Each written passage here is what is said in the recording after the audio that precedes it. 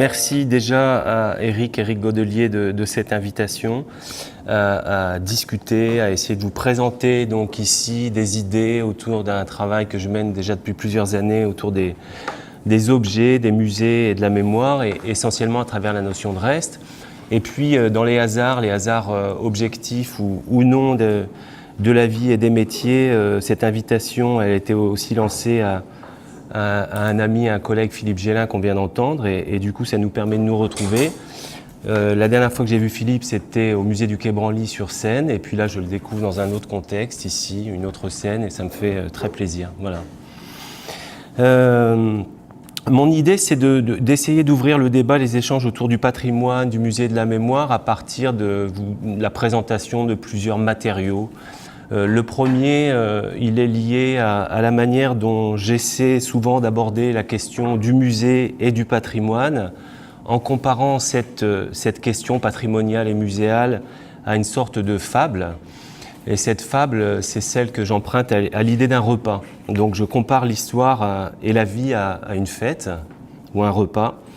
Et donc c'est l'histoire d'une fête ou d'un repas qu'on partage, où après avoir accumulé des richesses pour les consommer, le temps passe, l'histoire passe, et à la fin du repas, donc à la fin de l'histoire, la question se pose de savoir ce qu'on va faire des restes. Je postule qu'il y a des restes d'un repas. Donc la question que je me pose, et qu'on se pose aussi presque tous les jours, c'est de savoir que faire des restes d'un repas. Que faire des restes d'une histoire qui est non consommée, d'une histoire qui est en fait toujours présente, dont on a à faire encore avec la présence. Alors plusieurs possibilités de gestion de ces restes de l'histoire. Première possibilité, c'est lié à l'attachement au présent. Et l'attachement au présent peut conduire certains à jeter systématiquement tout ce qui reste, tout envoyer à la poubelle, tout oublier. D'autres, plus soucieux du passé, préféreront donc trier avant de jeter en vue d'un possible recyclage.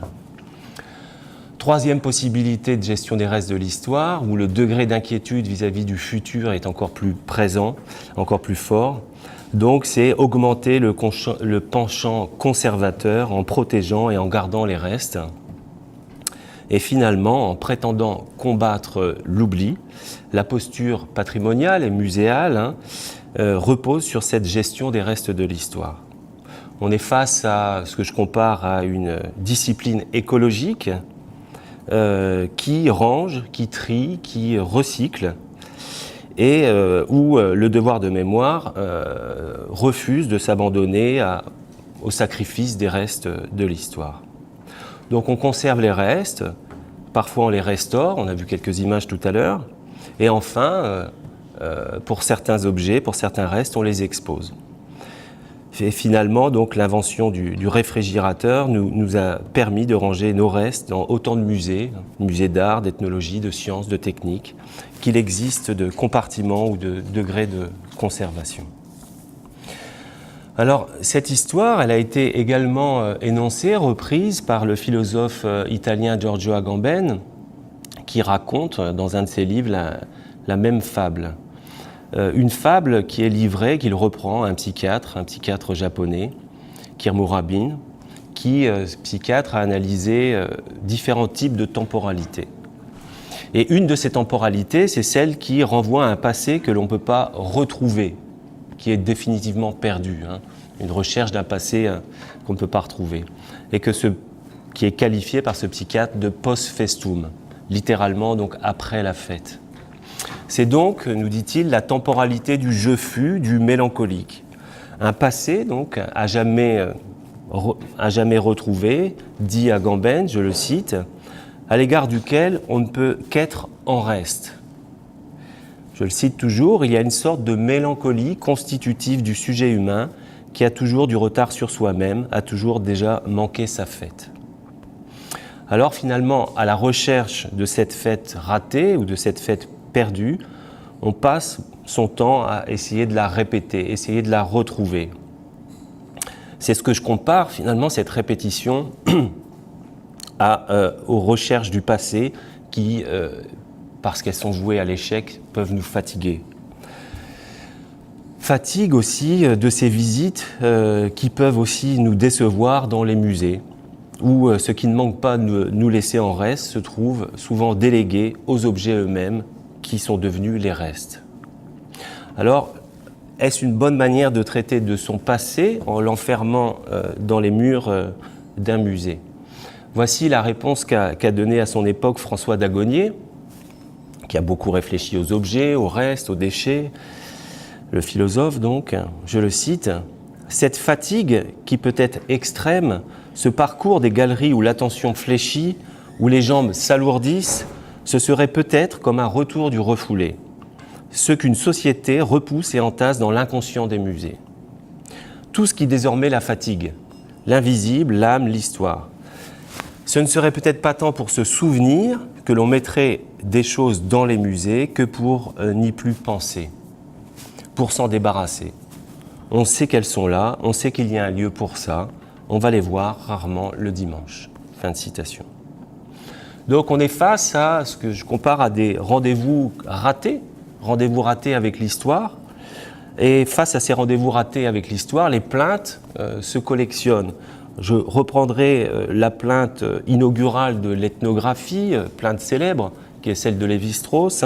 On s'en souvient, « Je hais les voyages ». Surenchère de l'anthropologue Georges Ballandier un an plus tard, il nous dira « Je hais les objets ». Alors, en ce qui me concerne, je ne vous dirai pas « Je hais les musées », mais finalement, travaillant dessus déjà depuis un certain temps, il m'arrive très souvent de m'ennuyer dans les musées. Alors, face à cet ennui, j'essaie aussi de prendre au sérieux cette expérience du temps long, l'ennui donc, lié à l'expérience muséale. Donc, essayer de comprendre ces lieux de fatigue où le temps s'étire, des lieux donc finalement qu'on pourrait peut-être aussi comparer, c'est une des hypothèses que j'essaie d'avancer, à des lieux d'oubli. Des lieux où le passé pèse sur les visiteurs. Passé qui pèse sur les visiteurs, même les plus célèbres de ces visiteurs. Je reprends l'expression donc au poète, les mots sont connus, Paul Valéry en 1923, qui compare les musées à ce qu'il appelle lui des maisons de l'incohérence, où l'accumulation et l'entassement des objets conduisent, je le cite, à ce que les œuvres se dévorent l'une l'autre. Tout ceci, conclut Valéry, est inhumain. Le qualificatif pour parler des musées. L'inhumanité du musée, qui nous renvoie directement à ce trouble provoqué de l'inhumanité de l'histoire, finalement. La fin de la visite se conclut par Valéry, par cette idée, par ce sentiment, je sors la tête rompue, les jambes chancelantes, dit-il. Alors, faut-il tout oublier ou tout débarrasser ? Le peintre le peintre français Jean Dubuffet revendiquera, je le cite, face à ce rapport au temps, je suis présentéiste, éphémériste, hors du champ, tous ces tableaux refroidis, pendus dans des tristes musées comme les femmes du cabinet de Barbe Bleue. Ce furent des tableaux, ce ne sont plus. Quelle est la durée de vie d'une production d'art ? 10 ans, 20 ans, 30 ans ? Pas plus en tout cas. Je suis pour les tables rases, à chaque repas, balayer les miettes et remettre le couvert.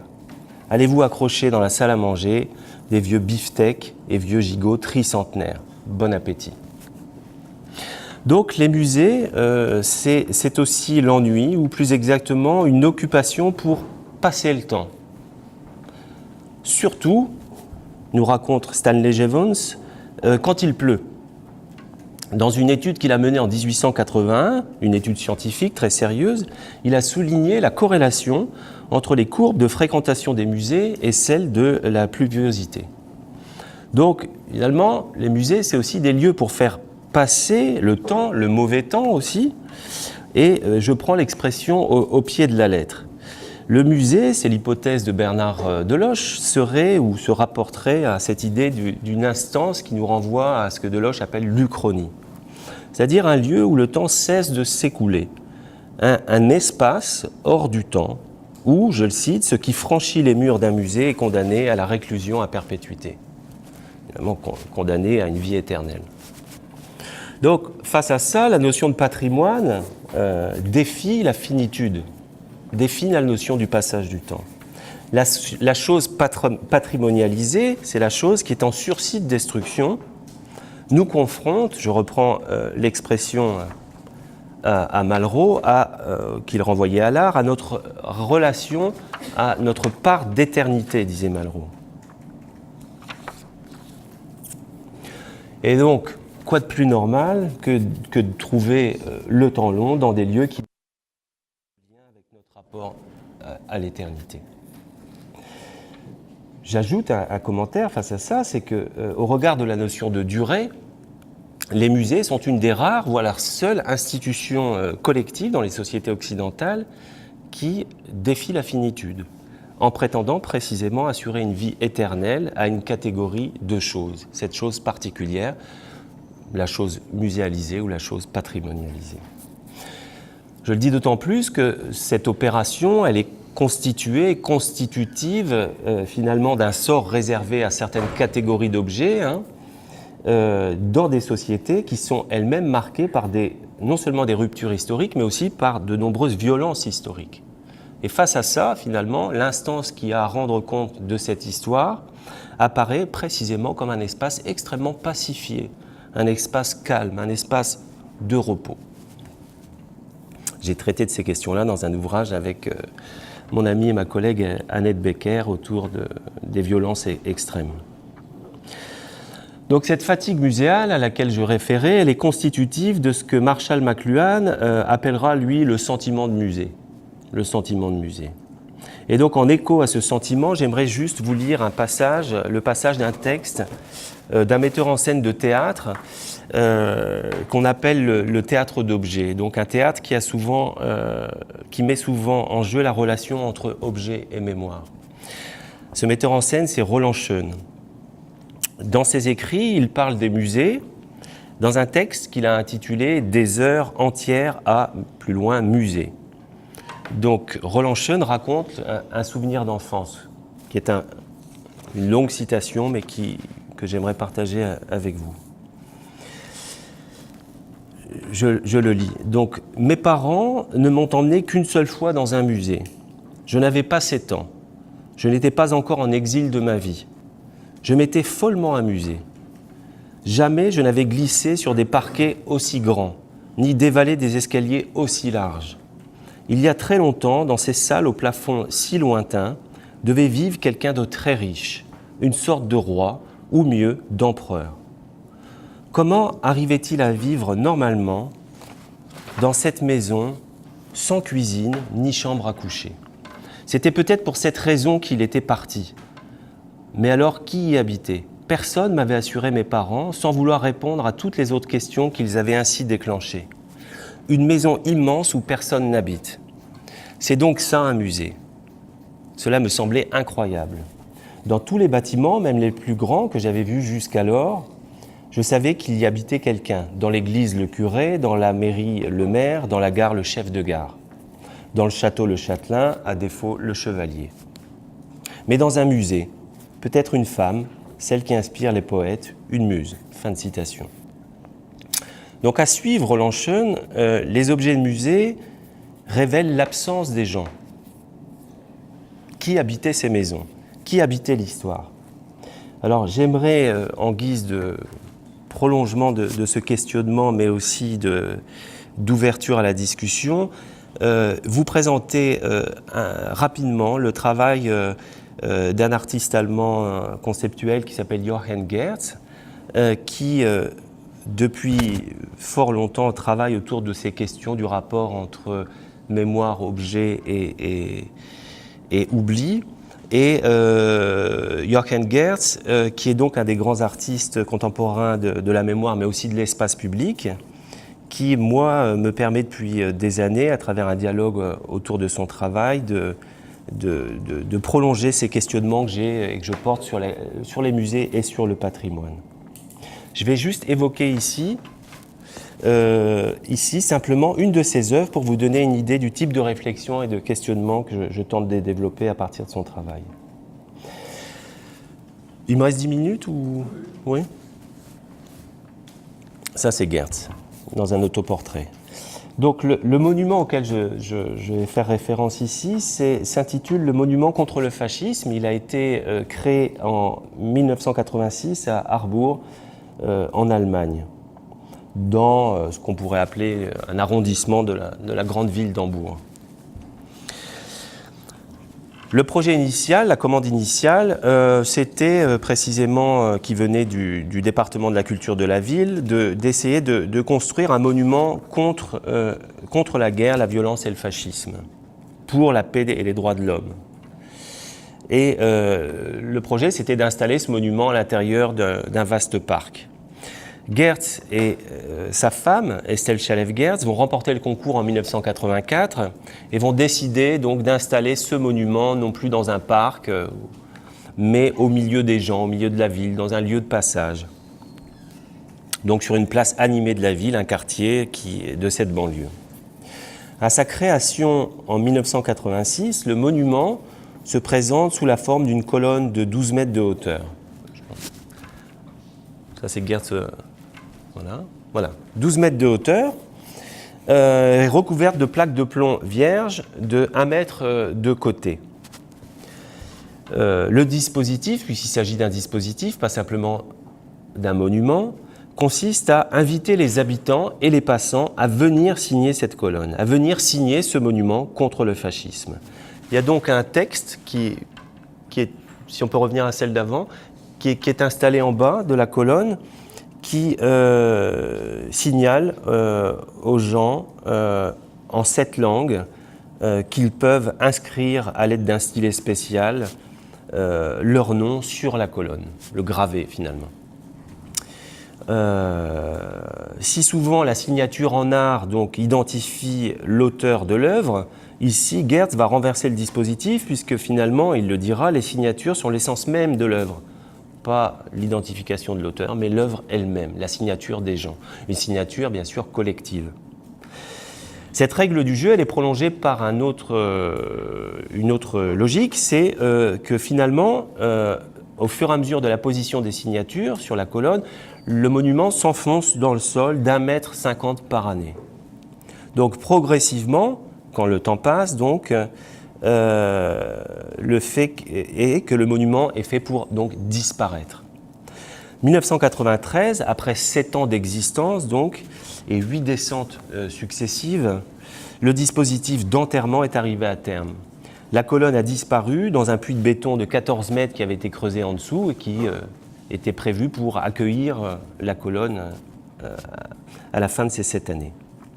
Mais finalement, 7 années pendant lesquelles cette colonne est devenue un véritable lieu d'expression et de contestation, pendant lesquelles, en fait, cette colonne a eu une histoire, son histoire, que je vais très rapidement évoquer. Le dispositif a fonctionné au début, les gens ont commencé par signer, mais ce qui est arrivé très rapidement, c'est que d'autres gens sont revenus barrer les signatures, rayer les signatures. Et donc, du coup, les gens qui avaient signé sont revenus réinscrire leur nom. Comme l'explique Gertz, je le cite, « Nous avons été surpris par la violence du public. Toutes les signatures étaient immédiatement grattées et rayées par des insultes. Des gens ont même tiré sur le monument, d'autres ont utilisé des scies, des couteaux. » Donc la colonne, au fur et à mesure de son histoire et de son existence, va devenir un endroit d'expression publique privilégié.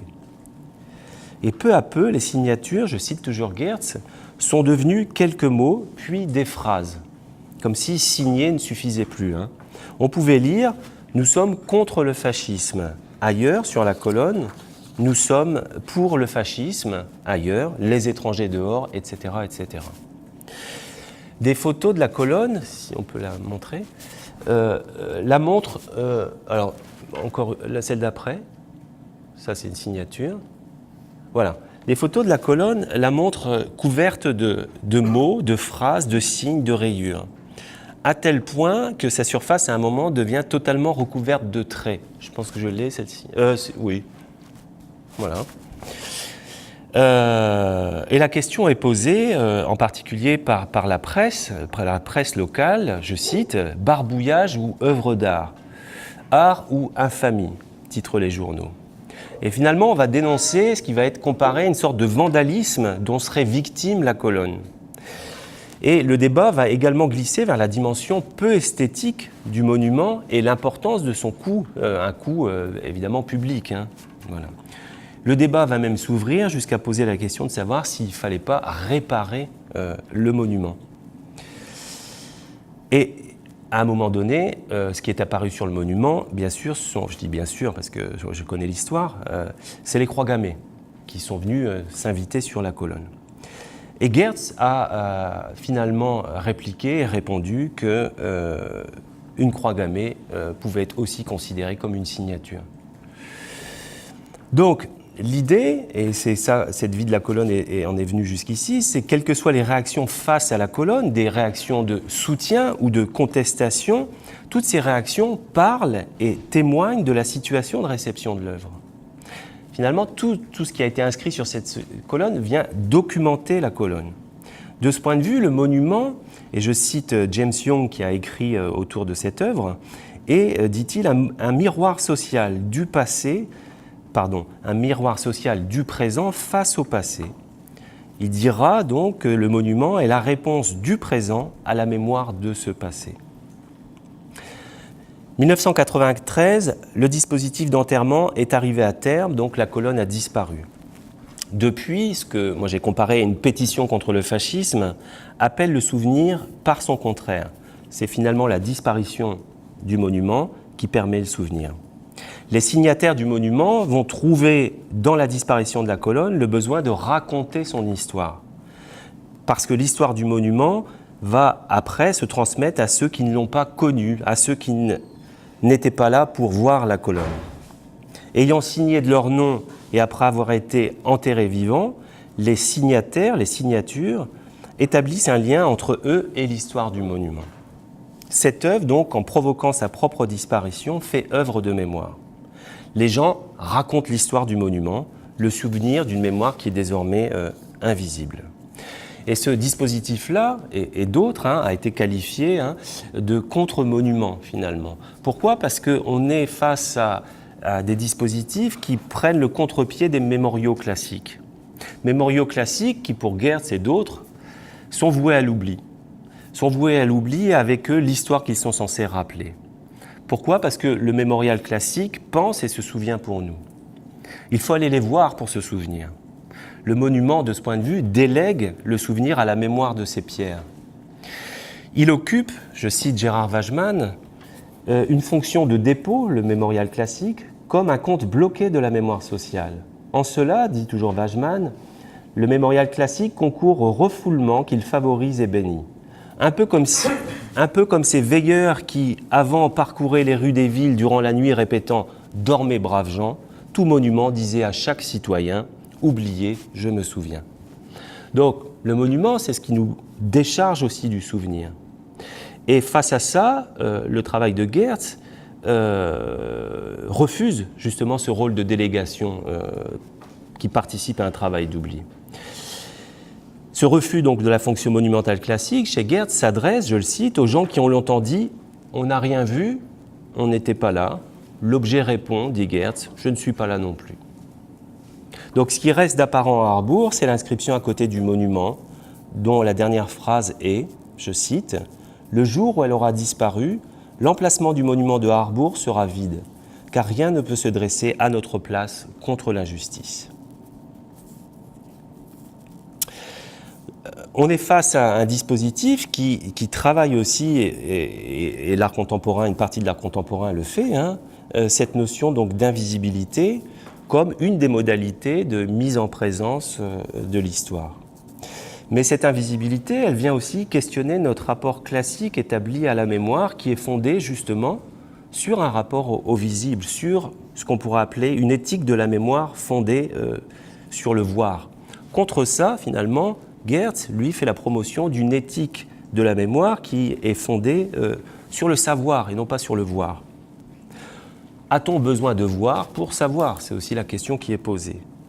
Le témoin, le responsable de l'histoire, n'est pas celui qui voit, mais celui qui sait ou doit savoir, même si l'histoire, comme la colonne, reste cachée ou hors de sa vue. Donc, vous l'aurez compris, il faut quand même aussi une certaine audace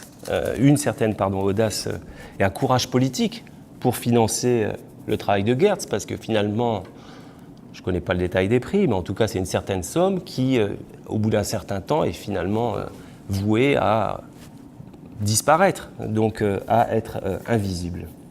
Donc il s'agit précisément de renoncer au visible pour financer l'invisible.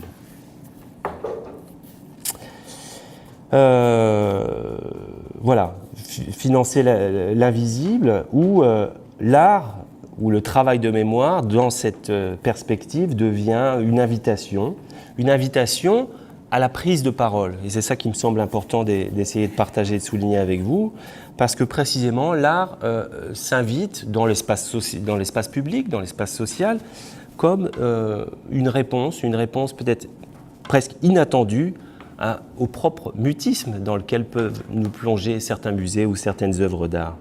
Mutisme de l'art, ou parfois mutisme de l'artiste, ou mutisme de l'objet, qui désormais, avec des travaux comme ceux-là, pose question, cesse de répondre à notre place et nous invite, voire nous oblige à reprendre la parole.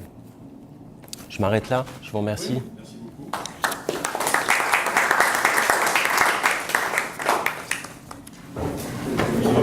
Pas de questions, Stéphane. Oui, j'ai 3 questions, mais je vais répondre à ce que tu préfères.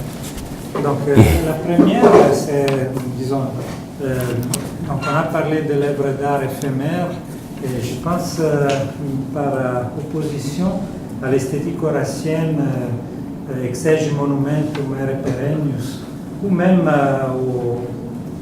au lamento di Magone Morente de Pétrarque. Et comment, disons, là on a une œuvre d'art destinée à disparaître. Donc comment tu pourrais réagir à ces visions? Ça concerne bien évidemment la fonction de l'œuvre d'art aussi, l'exorcisme de la mort. Après, il y a la question des musées. La muséographie a changé au fil du temps. Je pense par exemple à la Pinacoteca Pitti à Florence, qui a une stratification des peintures qui couvrent, tapissent complètement les murs. Donc tu n'arrives pas à reconnaître les Raphaël qui est perdu. Et après, tu évolues vers des musées où tu as plutôt un récit avec des salles peu saturées, voire minimalistes.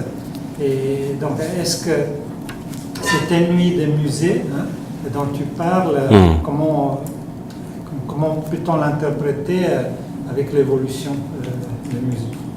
Et la troisième question, c'est aussi le rapport, parce que l'art, disons, a des fonctions multiples.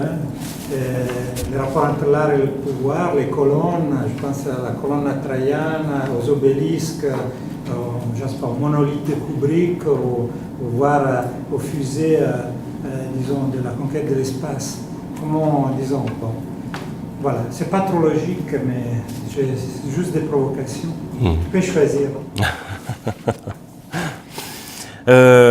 Oui, bah, je pense que je ne sais pas s'il y a vraiment des questions ou des pistes de réflexion. Justement, sur l'exorcisme de la mort, le premier point, moi je me suis intéressé à ce travail en particulier, donc développé par Geertz, ça c'est une de ses œuvres, il y en a plein d'autres, et il s'inscrit aussi à l'intérieur d'un mouvement large, donc voilà. C'est dans aussi une gestion, une économie du temps que j'ai évoqué juste son travail. Mais par contre, c'est ça qui m'intéresse, c'est-à-dire que ce qui m'intéresse, c'est cette forme d'exorcisme-là, qui est pour le coup pas le seul, et il est multiple, mais qui pour moi me parle. Oui, pas que moi d'ailleurs, mais et c'est en ce sens-là qui m'intéresse plus qu'un autre à investir comme objet d'étude. Et qui permet non pas de faire l'économie de l'objet, mais qui propose alors ce qu'on appelle ou des performances ou des installations ou des dispositifs, c'est-à-dire qui intègrent finalement la présence d'objets, la nécessité de la présence d'objets, mais qui n'en reste pas à l'objet. C'est-à-dire que l'objet finalement il est pris dans un dispositif de ruse qui, à travers à travers ce qu'on va investir en lui, va nous ramener à nous-mêmes. Et c'est ça que j'apprécie particulièrement. Et qui, une des conséquences, nous fait quitter aussi notre rôle passif face à l'art, qui est quand même le rôle classique qu'on a institué dans nos sociétés, où, qui est une sorte de face-à-face qui ne fait que creuser la distance entre les visiteurs, les spectateurs de l'art et puis le monde de l'art. Et là, justement, on joue différemment, la règle du jeu est différente. On voit l'émergence de la science participative. Peut-on parler de l'émergence d'une art participative? Complètement, ouais. Qui rend entre autres beaucoup plus co-auteurs les gens de la situation ou de l'expérience, finalement, de ce moment partagé qui relève de l'histoire, donc d'une histoire partagée, et qui, par rapport aux questions de mémoire, sont très intéressantes, parce que, pour le coup, on arrive à s'affranchir beaucoup d'un rapport au passé qui est celui que j'évoquais au départ, qui est toujours le temps de retard qu'on a, puisqu'on n'était pas là. Donc comment, à la fois, j'arrive à accueillir ce qui m'a été transmis, mais qu'en même temps, je n'ai pas vécu, mais que je suis en train de vivre puisqu'on me le transmet. Et donc, je trouve qu'à travers cet art-là qui dit que, finalement, la question de la mémoire, elle doit se poser non seulement ici, mais maintenant, qu'on a un point de départ extrêmement intéressant. Et juste une phrase sur la question de l'ennui au musée, bien sûr, ça devient pour moi un prétexte à poser la question du musée. Et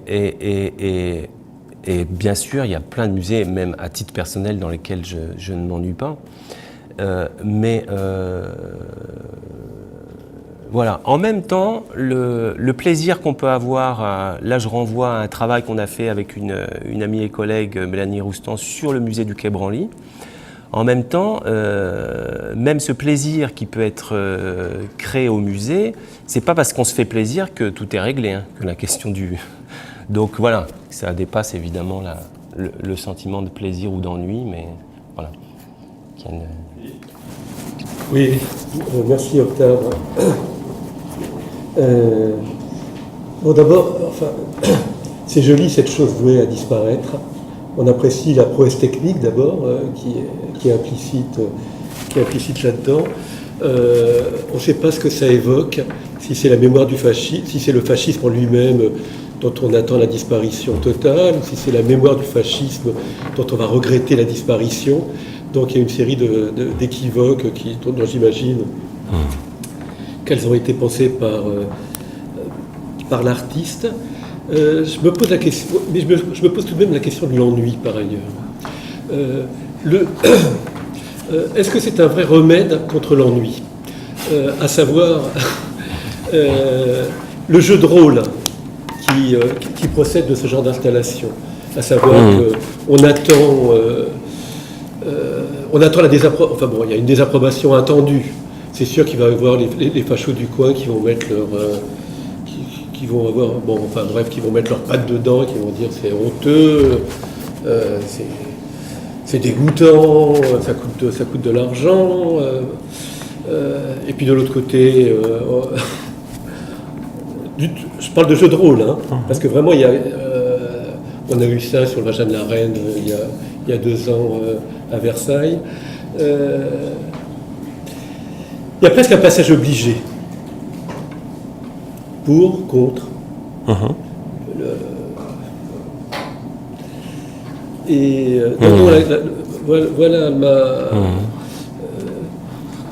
dans ce qui est dans ce que l'artiste voudrait voir comme participation, comme surgissement, comme inventivité, comme tout ce que l'on veut, on se retrouve devant un jeu de rôle tout de même assez convenu, finalement. Et alors évidemment, on sait très bien que l'artiste va inclure la haine portée, enfin que ça participe de la chose. C'est un point de vue un peu pessimiste peut-être que je développe là, non ? Non. Non, voilà. Enfin, non. C'est pas tant une question qu'une espèce de réflexion sur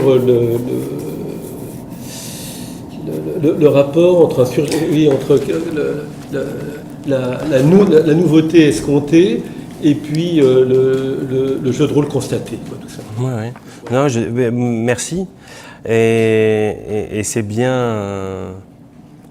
Non, l'équivoque de la colonne, ça c'est très bien. Alors, pour le coup, pour avoir travaillé pas mal sur ce sujet-là, mais ça boucle pas la question du tout. Mais l'artiste, Geertz en l'occurrence, dira qu'il a été surpris. Mais c'est pas parce qu'il dit ça que voilà. Mais des réactions. Mais effectivement, je pense que voilà, d'ouvrir une page blanche comme ça dans un espace ou un mur sur lequel les gens peuvent écrire, c'est forcément équivoque. Mais finalement, pas de problème, parce que la situation est équivoque certainement aussi. Donc, qui est cet équivoque qui vienne s'inscrire, voilà. Et alors, jeu de rôle ou ennuyant. Non. Par contre, il n'y a pas de réponse. Et puis, il ne faut pas essayer de répondre. Il faut faire ou pas faire, quoi. Et par contre, il y a une photo, mais je ne l'ai pas apportée, et qui, moi, me plaît le plus dans cette histoire-là, ou dans les photos que je connais du lieu. C'est celle où il y a 4-5 personnes qui discutent à 15-20 cm de la colonne, entre elles, et elles tournent le dos à la colonne. Donc voilà, c'est-à-dire que elle est déjà disparue, on n'en a déjà plus besoin, ça marche, les gens discutent.